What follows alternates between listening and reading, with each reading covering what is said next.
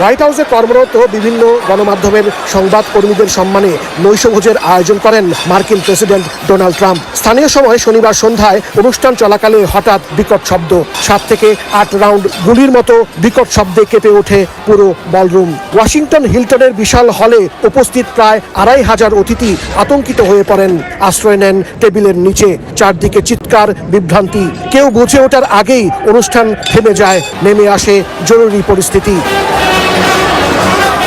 সঙ্গে সঙ্গে নিরাপত্তায় নিয়োজিত সিক্রেট সার্ভিসের সদস্যরা প্রেসিডেন্ট ডোনাল্ড ট্রাম্প ও ফার্স্ট লেডিকে সরিয়ে নেন। সেই সঙ্গে আমন্ত্রিত অতিথিদের সরিয়ে নেওয়া হয় নিরাপদ স্থানে। মার্কিন গণমাধ্যম CNN জানিয়েছে, হোয়াইট হাউস সংবাদদাতাদের নৈশভোজে গুলি ছোড়া হয়। শব্দ শোনার পর ট্রাম্প দ্রুত মঞ্চ থেকে নেমে বেরিয়ে যান। সশস্ত্র কাউন্টার অ্যাসল্ট টিম মঞ্চে অবস্থান নিয়ে পরিস্থিতি সামাল দেওয়ার চেষ্টা করেন। একই সঙ্গে FBI প্রধান ক্যাশ পাটেল এবং প্রতিরক্ষা মন্ত্রী পিট হেগসেট সহ শীর্ষ কর্মকর্তাদেরও দ্রুত সরিয়ে নেওয়া হয়।